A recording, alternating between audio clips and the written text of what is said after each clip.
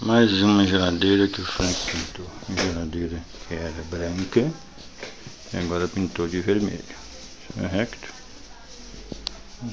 Este é o vermelho que nós pintamos. Aqui está o brilho. A pintura também é feita na parte de trás.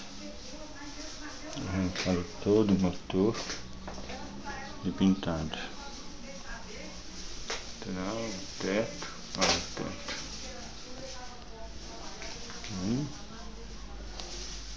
Pintura para vermelho. A sua também pode ficar assim, já é do seu horário. 61813146 Frank, é o WhatsApp 6199980654.